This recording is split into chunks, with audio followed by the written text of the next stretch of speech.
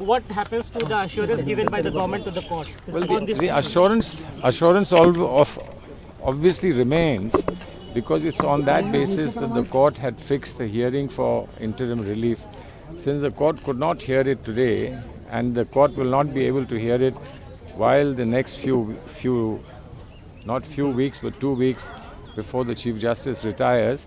So after consulting with everybody, the Chief Justice decided that the matter now should be heard on the 15th, which is on a day on which a full hearing can take place. But obviously the bench will change. It will be a new bench presided over by a new. It could be Justice Gawai, it could be anybody else. I don't know, because that's the power of the new Chief Justice to decide what the bench will be. So what happens to the assurance given by the... Assurance will remain. Assurance will remain. This is all an exchange between honourable people. So when the government Solicitor General says that we will not do anything while this is pending, relating to membership, relating to de-recognition of Waqf by user which are not registered, that will remain till the matter is finally disposed of. So can you mention 1 or 2 points of your rejoinder that have filed for the client? No. The rejoinder points that have been filed are very clear. Rejoinder points are, the critical points are that too much is being made of large property increase since 2013. Now we find that there is no basis for saying this. No data has been provided. And since the 1995 onwards and all the way to 2013, there was an attempt to get everything recorded on the Vamsi portal. So obviously, when you start, portal would have less. When you finish, portal will have more. So if whatever was not on the portal finally come on the portal, you can't say that some way, by some unlawful, illegal process, the properties are being increased. Because the properties are not increased by somebody putting a finger saying this is Waqf property. Property has to go through a adjudicatory process. Waqf board to begin with, now with the amended law, the Waqf board will not be there. But it has to be decided to whatever extent the survey commissioner is there, to whatever extent the tribunal is there, and then to whatever extent there's an appeal to the High Court and finally to the Supreme Court. So before adjudication, you can't say somebody has unlawfully increased the properties. तो क्या हुआ sir? आज 3 जजेज honourable 3 जजेज bench जिसकी अध्यक्षता माननीय मुख्य न्यायाधीश कर रहे थे, उनकी बेंच में सूचीबद्ध हुआ। लेकिन आज उनका ये कहना था, चूंकि उनका रिटायरमेंट है 14 तारीख को, इसलिए उन्होंने जो नए चीफ जस्टिस हैं उनके समक्ष, यानी कि जस्टिस गवई के समक्ष इस मैटर को सूचीबद्ध करने के लिए आज आदेश पारित किया है। अब इस पूरे मामले की सुनवाई 15 मई को होगी और नए बेंच के समक्ष होगी। सर, उन्होंने ये भी कहा कि हम इस जो हलफनामे आए हैं उन्हें पूरी तरीके से गहराई से नहीं पढ़ पाए हैं। इसे बिल्कुल उन्होंने ये कहा कि ये पूरे मामले की विस्तार से सुनवाई करने की जरूरत है। और एक बात जरूर था कि जो मुस्लिम पक्ष के जो वकील थे उन्होंने अंतरिम आदेश की बात की।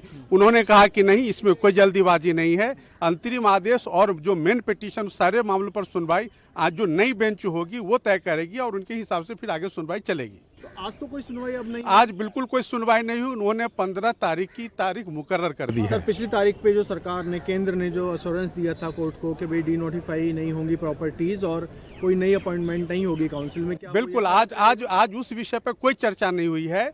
वो डीनोटिफिकेशन या अपॉइंटमेंट के मुतालिक आज कोई चर्चा नहीं हुई है। माननीय मुख्य न्यायाधीश ने कहा कि उन्होंने काउंटर की भी पूरी जो गहराई में जाकर के अध्ययन नहीं किया है, इसीलिए जब आगे सुनवाई होगी तो फिर मामले पर पूरी। क्या माना जाए सर, वो व्यवस्था यथावत रहेगी या उसमें कोई नहीं, जो पिछली तारीख पर जो व्यवस्था की गई वही व्यवस्था अगली तारीख तक चलती रहेगी। चीफ जस्टिस साहब आए और उन्होंने ये कहा कि चूंकि मैं रिटायर होने जा रहा हूं, इसलिए इसको मैं विस्तार से सुन नहीं सकता हूं, तो अगले चीफ जस्टिस जो है वो उसी को सुनेंगे। तो अगर आप लोग इससे इत्तेफाक करते हैं तो हम अगले चीफ जस्टिस को इसको हैंड ओवर करते हैं। तो सब लोगों ने इससे एग्री किया। जो विपक्ष के लोग थे, यानी सरकार के लोग थे, उन्होंने भी एग्री किया और हमारी जितनी पार्टियां थी उन्होंने भी एग्री किया कि ठीक है, ये आप चूंकि इसको सुन नहीं सकेंगे तो अगले चीफ जस्टिस के हवाले कर दिया जाए। अलबत्ता ये बात कि डेट क्या होनी चाहिए, तो वो डेट बढ़ते बढ़ते 15 तारीख तय हुई है। तो बहरहाल देखिए, मेरा ख्याल ये है कि ये आज सुनवाई इनकम्प्लीट रहती, कोई तफसील से बात हो नहीं सकती थी, तो बेहतर ये है कि अगली चीफ जस्टिस तक ये बात जाए। एक बात तो साफ है। दूसरी बात ये कि इस दरमियान में सरकार ने जो अपना हलफनामा दिया है उसमें उन्होंने पूरे देश को मिसलीड करने की कोशिश की है। ये कहा गया कि 2013 के बाद से प्रॉपर्टी में 3 गुना इजाफा हो गया, बढ़ गई। तो सवाल ही पैदा होता है कि क्यों बढ़ी। हमने तो अपने रिजाइंडर में ये बात तफसील से लिखी है कि पहले एक प्रॉपर्टी थी, आपने उसको 3 टुकड़ों में बांट दिया। एक ही जमीन है, उस पर ईदगाह भी है, उस पर कब्रिस्तान भी है, उस पर मस्जिद भी है। अब आपने उसको 3 प्रॉपर्टी दिखा दिया इस बार, तो जाहिर है वो लाजमन बढ़ जाएगी।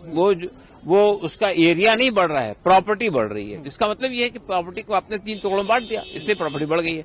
तो इतना झूठ पैदा करना और लोगों को मिसलीड करने की कोशिश करना, ये तो इन्हीं सरकार से सीखा जा सकता है। तो सर, आपने जो गवर्नमेंट का हलफनामा है उसका भी जवाब दिया होगा, आपके संस्थान की तरफ से दिया गया होगा। आपकी मुख्य मेन दलील क्या है उसकी? नहीं, पहली बात तो हमने यही कही है कि ये जो बात कही जा रही है कि प्रॉपर्टी 3 गुना बढ़ गई है, ये बात गलत है।